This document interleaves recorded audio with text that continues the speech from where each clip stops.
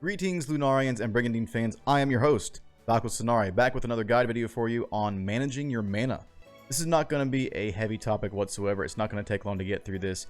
However, it's extremely important that you pay attention to this to make sure that you make the best use of your mana reserve. Before we get started, if you have missed any of my previous guides, especially on Brigandine Basics if you are a newcomer, you can find that in the top right hand corner of this video. Check it out so you can get some nice insight on how to play the game initially. Please leave any and all questions in the comment section below on those videos, and of course this one as well, if you have anything that you wish to know about from me personally. I respond to all comments, so hit me up. As always, if you are enjoying this content, please leave me a like. It really helps out the channel, and also sub if you are enjoying the guide videos and the Brigandine content. You can of course expect future guides from me and also Let's Play series of each country of this game, so definitely subscribe if you are interested in seeing that footage. One last thing, also consider sharing out these guide videos to any new players that might be interested in playing Brigandine Legend of Runersia. Okay, getting started here. Look in the top right hand corner. We notice that we have our kingdom named Norzalio. To the right of Norzalio we have the mana reserves, which is currently at 543.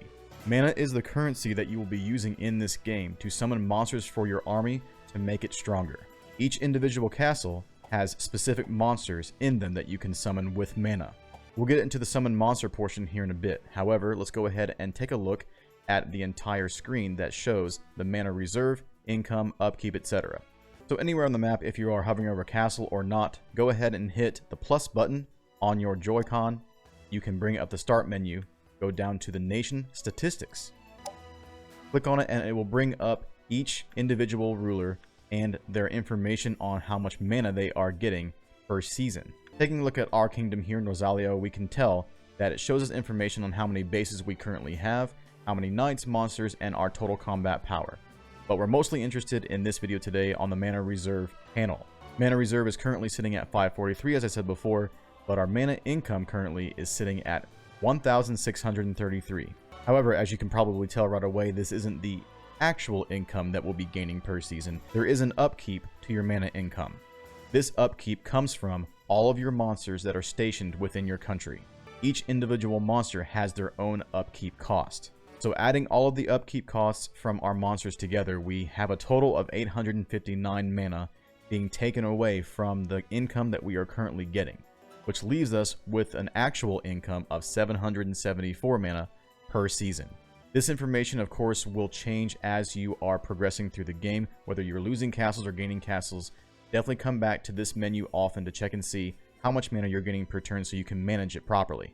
Also very important to check the other countries as well. If they are currently on a nice roll through the continent and they're gaining a lot of mana, it may be beneficial to try and see about focusing that country and bringing their mana income down a little bit. However, those strategies are for another time. Let's get into the actual summon menu for the monsters. So go to any castle that you want. We'll go ahead and hit up Lancer right here. Click on it and go down to summon. If we pull up the summon menu, we can see what monsters we can summon at this castle in particular. We have imps, we have elementals, lizardmen, rocks, giant snakes, and angels. Let's take the angel for example. If you look at the bottom left hand corner, it tells you how much mana it will cost you to summon an angel. It also tells you how much mana it costs for upkeep to keep the angel in your army. If you click on an angel or any monster to summon it, it will ask you if you want to confirm it. This shows you your current mana reserve and how much mana you will have left over after summoning each individual monster. Always be sure to consider your mana reserve before going on a summoning spree. You may want to save it for the next season to summon even more monsters that are higher cost, or you may want to spend your mana currently that you have right now on lower costing monsters to fill up your ranks a little bit more. Everybody is going to be different when it comes to this mechanic. Please be smart about it, but this gives you a nice idea of how you can manage your mana effectively. Also, one big note in the summon screen is the top left hand corner. It also shows you the same menu that we went over earlier on the nation statistics. It shows you the mana reserve, the income, the upkeep, and the expected mana income per season. So it's a nice little quality of life feature they put into the game where you can look at this menu in two different places. Anyways, just for fun here, let's go ahead and go to another castle to see what other monsters might be in Marmelmo here. So go to Marmelmo, click on summon. We notice that there are different monsters stationed here that you can summon. Now you'll notice that a couple of these monsters were not available in Lancer, so depending on what monsters you want, check each individual castle that you own in order to figure out where you want your knights to go to pick up and summon certain monsters. For example, if you are running low on healing monsters, go to Lawrence right here. I believe they have unicorns. Yes, right here. If you're lacking healing, get some unicorns. If you are lacking tanking monsters, get some bronze golems. Or if you're lacking on flying monsters for some versatility, get some wyverns. It all goes into heavy detail, but pay attention to what you have in your current army to make sure that you are spending your mana wisely on monsters. The next thing we're going to look at is how to see where your mana is coming from. If you look at any given castle, let's go ahead and hover over Lancer. In the bottom left hand corner, you'll notice that Lancer is producing a total of 568 mana per season. If you go to Marmelmo, it's producing 301. Lawrence is producing 216. Each individual castle will have their own mana income for your country. This of course is not taking into consideration the upkeep that is being paid from your monsters, but it's still a nice little reference point. Let's go ahead and take a look at an enemy castle. Any castle that you are looking at on the continent will tell you how much mana it is producing for that country. So for example, if you were to invade and successfully take Hornwern, you will get an additional 225 mana per season.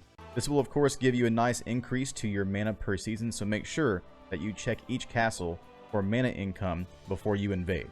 Let's take a look at another castle that is adjacent to our army. We have the Castle of Warren here. This one is producing 223 mana for Holy Gustava. It's pretty much the same as the previous castle of course, but it's well worth it to look at each individual castle in the country to make sure you can see how much mana you're going to be getting if you take over the entire country.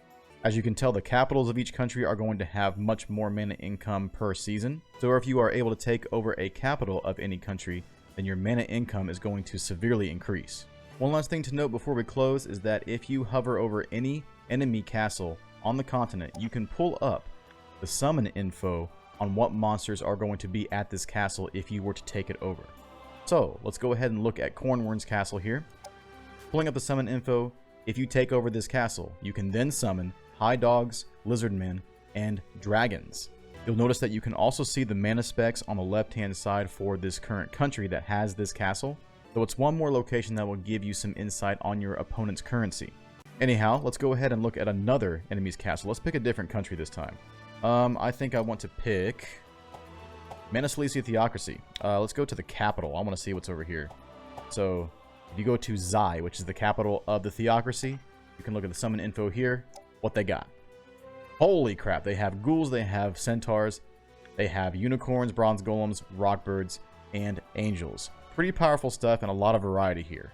So it's definitely worth your time to check out what monsters will be available to you if you are to take any given castle.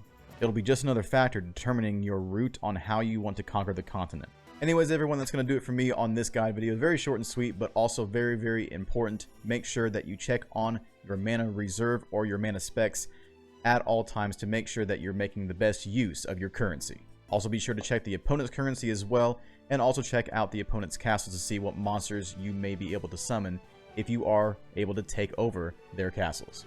Once again, if you did get some good tips out of this, please leave me a like, and also subscribe if you want to see more guides like this in the future. Also consider sharing this guide out to newcomers as well that do not know about the game but are interested. If you have not joined the Brigandine Discord server yet, it is in the description below. You can check that out on every single one of my Brigandine videos that I have produced so far. Community is getting new members every single day. It's booming. I'm so excited for it. So please join it up. It is a wonderful community to join up on with veteran players from the original games and also newcomers as well that are asking a ton of questions. So if you want information on this game before I release any more guide videos, that's the place to go. So check it out. Besides the Discord server, you can also check the Engine fan website in the description below, and also HappyNet's official website for Brigandine, Legend of Runersia. There's a ton of info on the game on their official website. You can check out character bios, you can check out screenshots from the game that talk about organization and attack phases and stuff like that. There's a bunch of stuff on there.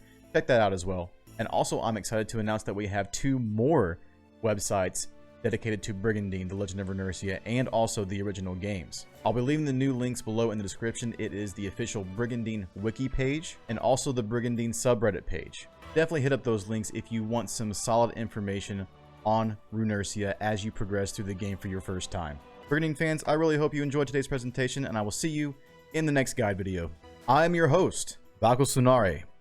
See you on the battlefield, Rune Knights. Peace. Bye.